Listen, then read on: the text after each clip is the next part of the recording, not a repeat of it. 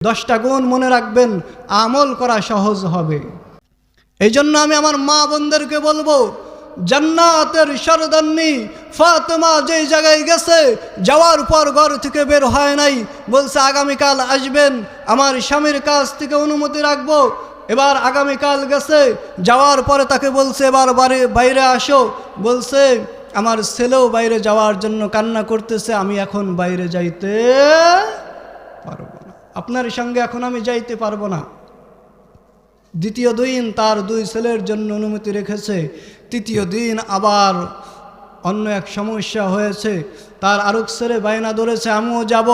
এইভাবে 3 দিন পর্যন্ত ফাতেমা নিজে গেছে, কিন্তু তার সঙ্গে নিয়ে আসে। মা বোনেরা আমার, দেখছেন তো তাদের ঈমান কেমন ছিল, আর আপনাদের ঈমান। আপনারা ঘুরবেন পাড়ায় পাড়ায়, কার নামে দুর্নাম করা যায়, কার নামে কুটনামি করা যায়, এইগুলো করতে থাকেন। আল্লাহ বলেন আফওয়াজুন, কোরআনের শব্দ। আল্লাহর নবী বলে এই বিপর্যয় সৃষ্টিকারীরা, সমাজের মধ্যে ফাসাদ সৃষ্টিকারীরা, সমাজের মধ্যে ঝগড়া লাগিয়া দেওয়া লোকগুলা কিয়ামতের দিন বানরের রূপ নিয়ে হাসরের ময়দানে উপস্থিত হবে। সকলে বলি নাউজুবিল্লাহ। আমরা কি এই রূপ ধরে উঠতে চাই? না। 2 নাম্বার, হারাম বক্ষণকারীরা শুকরের রূপে উঠবে। কারা? হারাম বক্ষণকারীরা।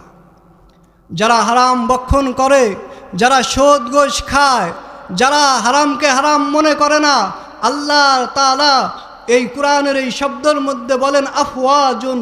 এই শব্দের দ্বারা নবী ব্যাখ্যা করে সাহাবীদেরকে বুঝিয়ে দিয়েছেন, ও আমার সাহাবীরা তোমরা ভালো করে শুনো, ওই হাসরের ময়দানে ওই লোকগুলা যারা আল্লাহ তাআলাকে মানে নাই, আল্লাহর হুকুম মতো হালালকে হালাল মেনে খায় নাই, হারামকে বাঁচে নাই, হারাম পাইছে খাইছে, যেটা পাইছে ওটাই খাইছে, কবরস্থান থেকেও লাইট চুরি কইরা খাইছে, এরকম চোর আছে না নাই? হ্যাঁ, চোরের গোষ্ঠী যারা হবে, চোর যারা হবে, আল্লাহ বলেন এরা শুকরের রূপ ধারণ করে উঠবে। কিসের রূপ? শুকরের রূপ। এই জন্য যারা আছেন সাবধান হয়ে যান। 1 নাম্বার গুণও আপনাদের মধ্যে আছে। 1 নাম্বার গুণের কারণে কি হয়ে উঠবে? বানর হয়ে। 2 নাম্বার গুণের কারণে শুকর হয়ে। 10টা গুণ মনে রাখবেন, আমল করা সহজ হবে। আমি কি আমার বানিয়ে কথা বলতেছি? সূরা নাবা থেকে আয়াতের একটি তাফসীর আপনাদেরকে শোনাইতেছি। এই জন্য যারা হারাম খায়, যারা হারামকে হারাম মনে করে না, এই লোকগুলা ওই হাসরের ময়দানে কিসের রূপ ধারণ করে উঠবে? বলেন সবাই আওয়াজ দেয়া বলেন, কিসের রূপ নিয়া? শুকরের রূপ নিয়া তারা হাসরের ময়দানে উঠবে। আপনারা কি ঘুমাইয়ে গেতেছেন? সবাই একটা তাকবীর দেন, লিল্লাহে তাকবীর, লিল্লাহে তাকবীর। আল কোরআনের আলো, সংসদে জালো, আল কোরআনের আলো, লিল্লাহে তাকবীর। ভাইরা আমার, বলতেছিলাম যারা হারাম বক্ষণ করে, হারামকে হারাম মনে করে না, সুদ পাইলো খাইলো, মানুষের জমিন দখল করে খাইলো, অথচ আল্লাহর রসুল বলে যারা মানুষের আধা হাত পরিমাণ জমি দখল করে খায়, এই লোকগুলা হাসরের ওই ময়দানে তুর পাহাড় পরিমাণ সম্পদ তাদের মাথার মধ্যে আল্লাহ দিয়া উঠাবে। নাউজুবিল্লাহ। উঠতে পারবে?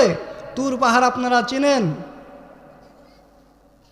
মুহতারাম হাজিরিন, তুর পাহাড় দিয়ে আল্লাহর রসুল বুঝাইছেন যে এত পাহাড়, এত পরিমাণ সম্পদ তাকে দেওয়া হবে ওই আধা হাত পরিমাণ দখল করার জন্য।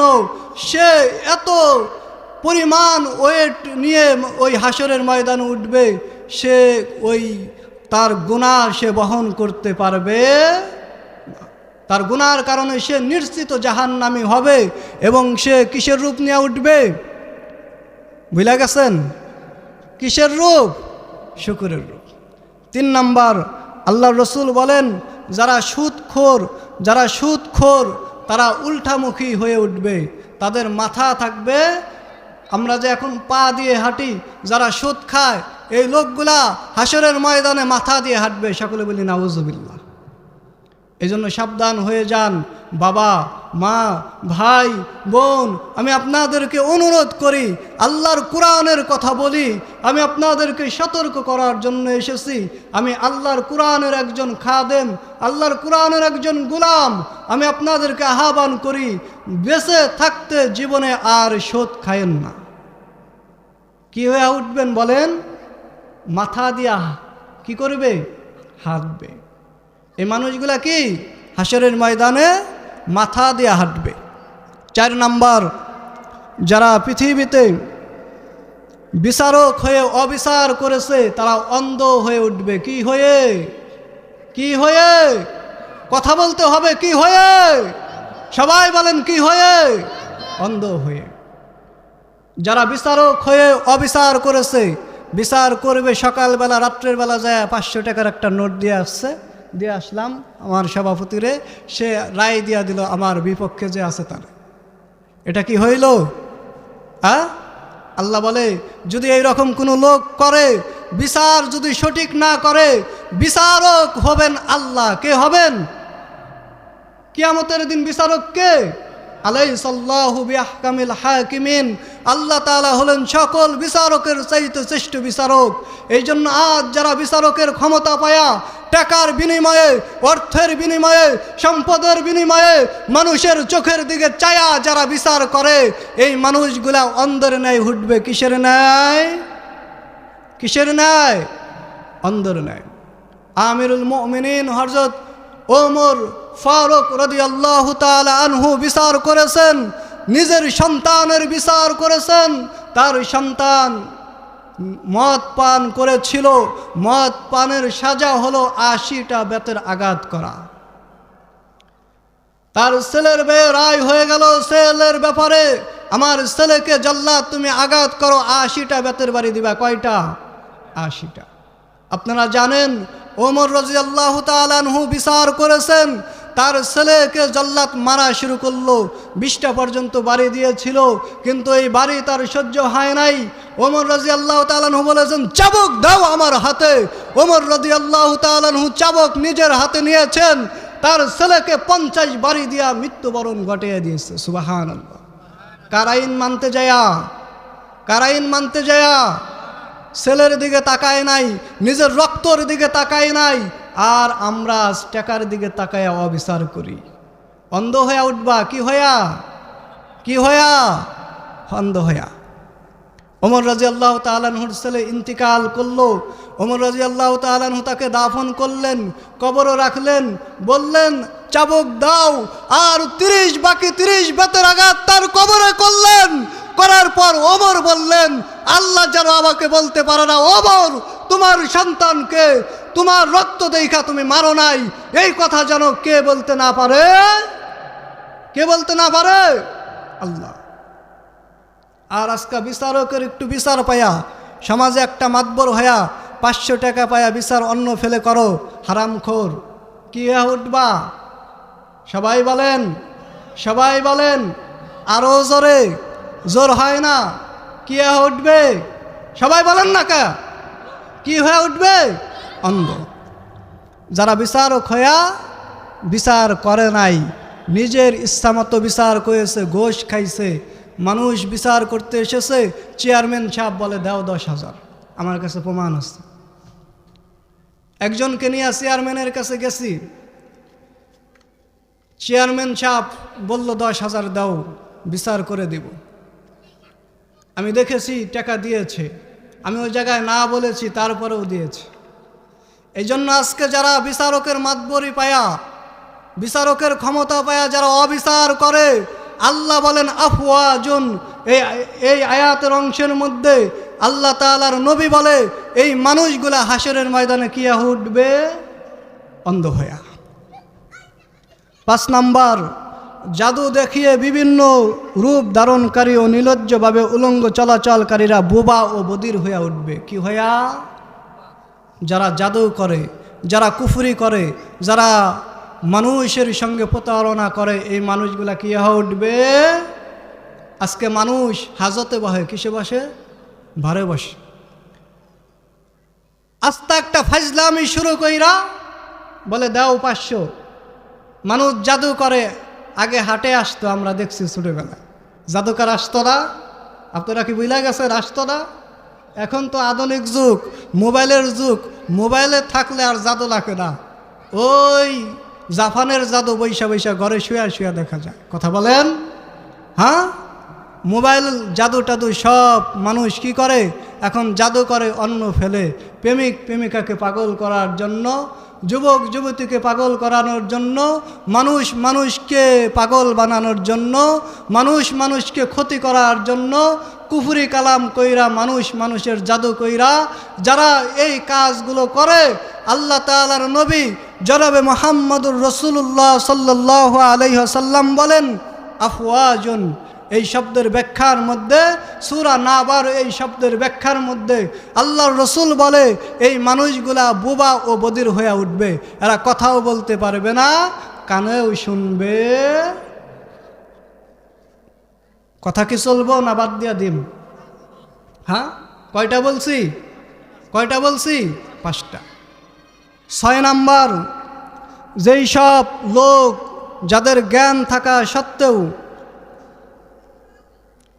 তারা নিজেদের জ্ঞান অনুযায়ী ভালো কাজগুলো করে নাই, বিপরীত কাজ করেছে। যেই সমস্ত লোক জানে নামাজ পড়তে হবে, নামাজ ফরজ কিন্তু পড়ে নাই। যেই সমস্ত লোক জানে যে কোরআন শিখতে হবে, শিখে নাই। যেই সমস্ত লোক জানে হারামকে অ্যাভয়েড করতে হবে, করে নাই। যেই সমস্ত লোকগুলা জানে আমাকে আল্লাহর কাঠগড়ায় দাঁড়াতে হবে, কিন্তু মানে নাই, এই লোকগুলা কি হবে জানেন? হ্যাঁ, 6 নম্বরে এই লোকগুলা হবে জিব্বা চবন্নকারী রূপে, অর্থাৎ তাদের জিব্বা এমনভাবে কামড়াইতে কামড়াইতে উঠবে যে তাদের জিব্বা, নিজেদের জিব্বা নিজেরাই কামড়িয়ে ছিঁড়ে ফেলবে, আবার মুহূর্তের মধ্যে ঠিক হবে, আবার ছিঁড়বে, আবার কি হবে? ঠিক হবে। এই জন্য সাবধান হয়ে যান। আপনারা সবাই জানেন নামাজ পড়তে হবে কিন্তু পড়েন না, জানা সত্ত্বেও মানেন না। তারা কি হয়ে উঠবে? নিজের জিব্বা নিজে কামড়াবে, ছিঁড়ে যাবে, সেকেন্ডের মধ্যে আবার লেগে যাবে। এইরকম জাহান্নামের ভিতরে আগুন চলতেই থাকবে, আযাব চলতেই থাকবে। শুধু আযাব হাসরের মাঠে বিচার করার সময়ই এইরকম অবস্থা তার হবে।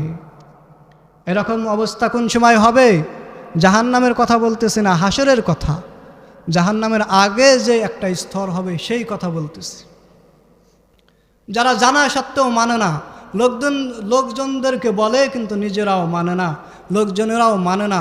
যেই সমস্ত লোকগুলা জানা সত্ত্বেও ইবাদত করে না, আজ অনেক লোক রাস্তা দিয়ে হাঁটতেছে, তারা জানে ওয়াজে বসলেই সওয়াব। যেমন লোকজন জানে কাবা ঘরের দিকে তাকালেই গুনাহ মাফ, সুবহানাল্লাহ। কাবা ঘরের দিকে যদি কেউ ঈমান নিয়ে তাকায় তার চোখের গুনাহ মাফ, সুবহানাল্লাহ। যদি কেউ পূর্ণ ঈমানের সহিত কাবা ঘরের দিকে তাকায় তার জিন্দেগির গুনাহগুলো ক্ষমা, সুবহানাল্লাহ। কেউ যদি আসওয়াদ পাথর ধরে তওবা করে এবং দোয়া করে, আল্লাহ তাআলা সঙ্গে সঙ্গে ওই দোয়াগুলো কবুল করে, সুবহানাল্লাহ। এই জন্য মাহফিল এই জায়গায় হইতেছে জান্নাতের বাগান। যারা রাস্তা দিয়ে ঘুরে এরা কি জানে না এই জায়গায় বসলে সওয়াব হবে?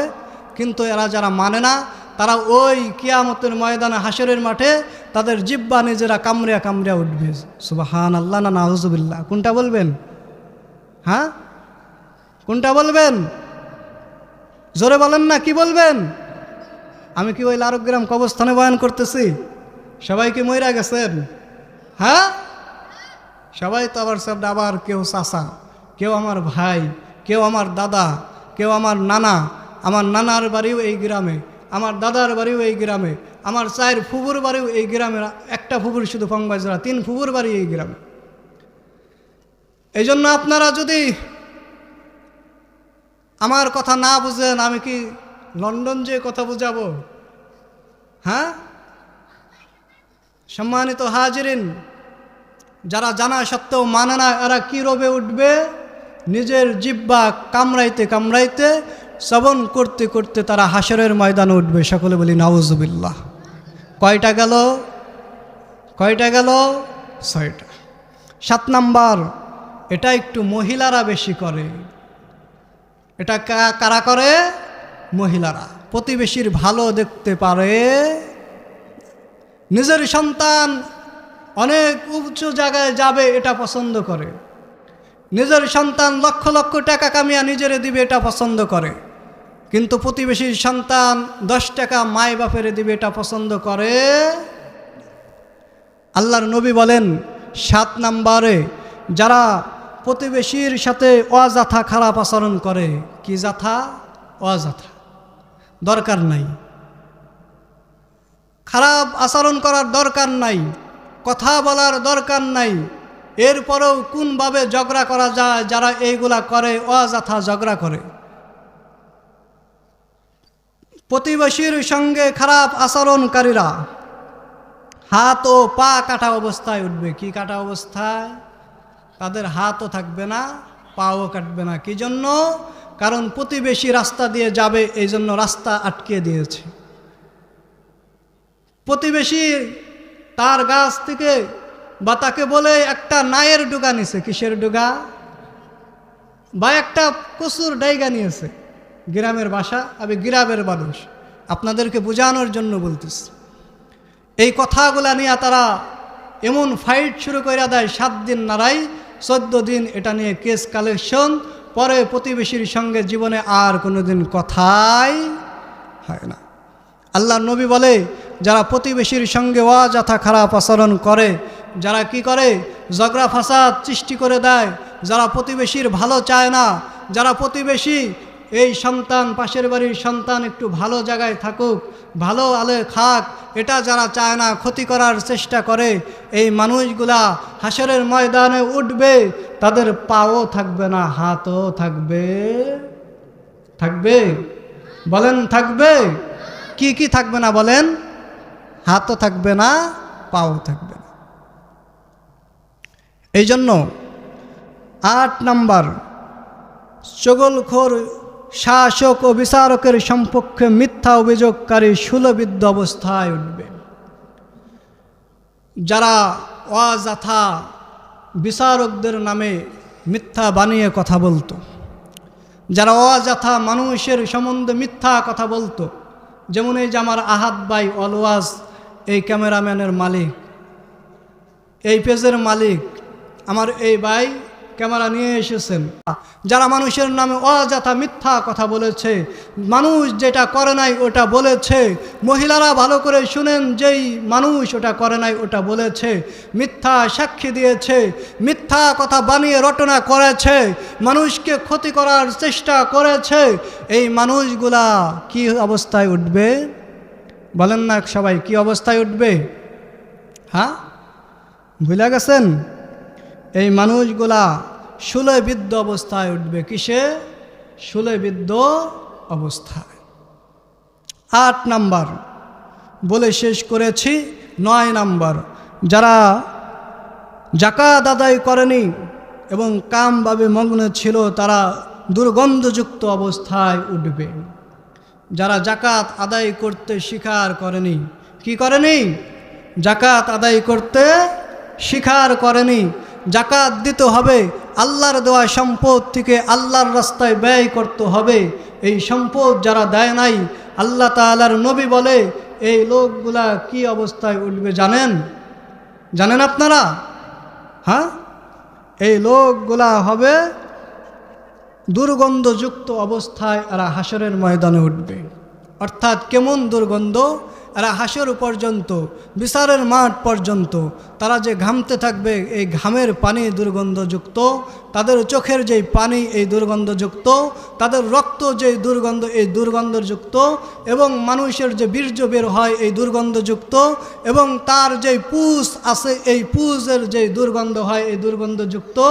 এমন দুর্গন্ধযুক্ত অবস্থায় এই জাহান্নামীরা, এই মুনাফিক শ্রেণীর লোকেরা, এই 10 শ্রেণীর লোকের মধ্যে থেকে এই মানুষগুলা এই অবস্থায় উঠবে। কারা? যারা যাকাত আদায় করেনি, যারা সারাদিন নগ্ন অবস্থায় থেকেছে। আজ আমাদের মহিলারা পোশাক থাকতে পোশাক পরতে চায় না, মাথার চুল ঢেকে রাখা সম্ভব কিন্তু রাখে না, হাত মোজা দিয়ে ঢেকে রাখা সম্ভব রাখে না, পা মোজা দিয়ে পা ঢেকে রাখা সম্ভব রাখে না, চুল অনেক সুন্দরভাবে বিনি পাকিয়ে তারপরে হিজাব দিয়ে যত ইত্যাদি জিনিস আছে এগুলা দিয়ে ঢেকে রাখা সম্ভব রাখে না। এই মানুষগুলা নগ্ন অবস্থায় থাকতে পছন্দ করে। এই মানুষগুলা কি অবস্থায় উঠবে? দুর্গন্ধযুক্ত আবর্জনা থেকে এই মানুষগুলা উঠবে। বুঝতেছেন আমার কথা? এই জন্য মা বোনেরা আমার, আজ আপনি দুনিয়ায় একটু বাইরে থেকে বাড়ি থেকে বের হবেন, মাথা একটু ডেকে বের হবেন, মুখটা একটু ডেকে বের হবেন, আপনার জন্য সওয়াব আছে না নাই? সম্মানিত উপস্থিতি আমার মা বোনেরা, দুনিয়ায় একটু কষ্ট করে পর্দা করবেন, নিজেকে হেফাজত করবেন। কিয়ামতের ওই ভয়াবহ ময়দানে আপনার জন্য লম্বা এক পুরস্কার, মহা এক পুরস্কার, ভালো এক পুরস্কার কে ব্যবস্থা করে দিবে? কে ব্যবস্থা করবে? আল্লাহ। এই জন্য দুনিয়ায় আজ যারা আমার মা বোন, আমার বোন, আমি আপনাদেরকে বলি, আজ অনেক ভার্সিটির মধ্যে ঢাকার দিক দিয়ে দেখা যায় যে ছেলে না মেয়ে এটা বোঝার কোনো ব্যাপার বোঝাই যায় না। মেয়েরাও পরে কি শার্ট প্যান্ট, এটা মেয়ে না ছেলে বোঝা কি যায়? বলেন বোঝা কি যায়? এই জন্য এক শিল্পী গজল বলেছিল, রাস্তার দুই ধারে সিনেমা হলের উপরে মানুষ রূপে ওই অলঙ্গ মহিলাকে জাকাতের কাপড়টা ওকে নিয়ে দে। রাস্তার দুই ধারে সিনেমা হলের উপরে মানুষ রূপে ওই নগ্ন মহিলাকে জাকাতের কাপড়টা ওকে নিয়ে দে। আমাদের কবি কলরবের প্রতিষ্ঠাতা আইনুদ্দিন আল আজাদ ভাই বলেছিল। কি জন্য বলেছিল? আজ দেখবেন দেওয়ালের মধ্যে ব্যানার থাকে, নগ্ন মহিলা নায়িকাদের ছবি, তাদের পোশাক থাকা সত্ত্বেও নায়িকাদের ছবিগুলা এমনভাবে দিয়া দেয় টানিয়া, যাতে কইরা দেখলেই যুবক আকৃষ্ট হইয়া হলে যায় দেখার জন্য। অর্ধেক তো দেখা যাইতেছে, আর একটু জানি ভালো করে পুরাটাই দেখা যায়। কথা বলেন, ভুল বলতেছি? আল্লাহ তাআলা সূরা এই নাবার এই আয়াতের অংশ বিশেষের মধ্যে বলেন, আফওয়াজুন, যারা আল্লাহর নবী জনাবে মুহাম্মদুর রাসূলুল্লাহ সাল্লাল্লাহু আলাইহি ওয়াসাল্লাম বলেন, যারা এমন অবস্থায় উঠবে, এই মানুষগুলা ওই হাসরের ময়দানে দুর্গন্ধযুক্ত অবস্থায় কি হবে? উঠবে। 10 নম্বর, আল্লাহ তাআলার নবী জনাবে মুহাম্মদুর রাসূলুল্লাহ সাল্লাল্লাহু আলাইহি ওয়াসাল্লাম বলেন, যেই মানুষগুলা অহংকারী ও বিলাসী ব্যক্তিরা আগুনের পোশাক পরিহিত অবস্থায় হাসরের মাঠে উপস্থিত হবে। কারা? অহংকার করে যারা। কারা আগুনের পোশাক গায়ে দিয়ে হাসরের মাঠে উঠবে? যারা অহংকার করে। সমাজে আজ বিদেশ যা 2টা টাকা হয়েছে, প্রতিবেশীকে মানুষ মনে করে না। প্রতিবেশী হেঁটে যাবে, রাস্তা দিতে চায় না, এরকম লোক আছে না নাই? মানুষের সঙ্গে কথা বলতে চায় না, অন্যায়ভাবে মানুষকে মারপিট করে, এইরকম পাপী বান্দা আছে না নাই? বলেন না, এরকম আল্লাহর ওলি আছে না নাই? হ্যাঁ, যারা মানুষকে কি করে না? মানুষ মনে করে না। এই মানুষগুলাকে আল্লাহর ওলি না আল্লাহর দুশমন? বলেন না সবাই, আল্লাহর ওলি না আল্লাহর দুশমন? ঘুমায়া গেলেন নাকি আপনারা? বলেন না। হ্যাঁ, আল্লাহর দুশমন। এই মানুষগুলা কি করে? অহংকারের জন্য তারা মানুষকে মানুষ মনে করে না। এই মানুষগুলা কি হয়ে উঠবে? বিলাসী জীবন তারা যাপন করে। আল্লাহ কয়টা টাকা দিয়েছে, এই টাকা দেয়া এমন পোশাক পরে, কি করে? সবসময় ভালো মন্দ খায়, অথচ প্রতিবেশী না খেয়ে থাকে, এর কোনো খবর থাকে না। বিলাসী জীবন যাপন করে, নিজে গরুর গোস্ত খায়, প্রতিবেশী পান্তা ভাতও জোটে না, এটা খবর রাখে না। অহংকারী ভাব একটা তার, যে আল্লাহ আমারে দিছে, আল্লাহ যে দিছে এটাও বলে না। বলে আমি ওই ছেলের জন্য আজকে খাইতে পারতেছি, ছেলেটা বিদেশ যায় কয়টা টাকা দেয়। আল্লাহ যে ছেলের উসিলায় খাওয়ায়, এই কথাও তারা বলে। মুহতারাম হাজিরিন, এই অহংকার ব্যক্তিরা, বিলাসী জীবনধারী ব্যক্তিরা, তারা হাসরের ময়দানে তারা কি হয়ে উঠবে? আগুনের পোশাক তাদের শরীরের মধ্যে থাকবে। যারা নিজেরা একটু টাকার মালিক হয়েছে, যারা নিজেরা একটু প্রতিপত্তির মালিক হয়েছে, একটু বিচারক হয়ে গেছে সমাজে, যারা নিজেদেরকে অনেক বড় মনে করে, আল্লাহ তাআলা বলেন আফওয়াজুন, এই মানুষগুলা কিয়ামতের ওই হাসরের ময়দানে এই মানুষগুলা আগুনের পোশাক শরীরে দিয়া তারপরে হাসরের ময়দানে উঠবে। সকলে বলি নাউজুবিল্লাহ। এই জন্য আমি আপনাদেরকে সূরা নাবা থেকে এই আফওয়াজুন আয়াত তেলাওয়াত করেছি 7টা, তার মধ্যে একটা আয়াতের একটা অংশ শুধু আফওয়াজুন থেকে বয়ান করলাম, 50 মিনিট শেষ হয়ে গেছে। কোরআনের জ্ঞানে যারা জ্ঞানান্বিত হয়, কোরআনের জ্ঞান যারা আরোহণ করে, কোরআনের জ্ঞান যারা নিতে চায়, এদের জ্ঞান আমার আল্লাহ বাড়িয়ে দেয়। সুবহানাল্লাহ। কারণ এই কোরআন হলো আল্লাহর কিতাব। কার কিতাব? আল্লাহর কিতাব। এই কিতাব আল্লাহ তাআলা বলেন ওয়াল কুরআনুল হাকিম, বিজ্ঞানময় কোরআন।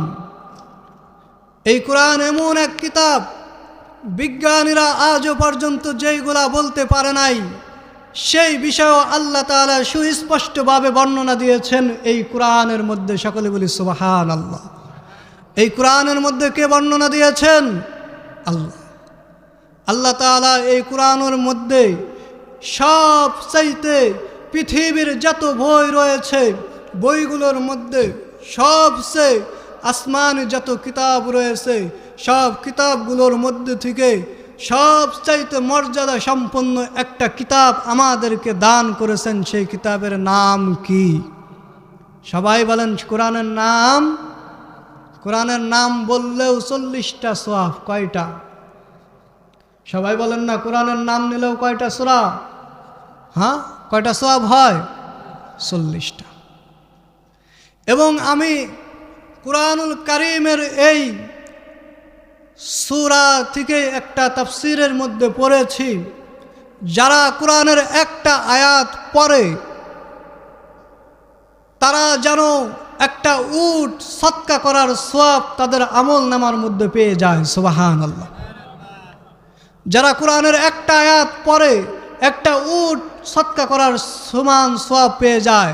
সাহাবায়ে কিরাম প্রশ্ন করলেন, ইয়া রাসূলুল্লাহ, যারা 2টা আয়াত পড়বে তারা 2টা উট সদকা করার সওয়াব পেয়ে যাবে, যারা 3টা পড়বে 3টা উট সদকা করার সওয়াব পেয়ে যাবে, যারা 4টা আয়াত পড়বে কোরআনের 4টা উট সদকা করার সওয়াব তাদের আমল নামায় আমার আল্লাহ দিয়া দিবে। সকলে বলি লিল্লাহি তাকবীর, লিল্লাহি তাকবীর। আল কোরআনের আলো, আল হাদিসের আলো, লিল্লাহি তাকবীর।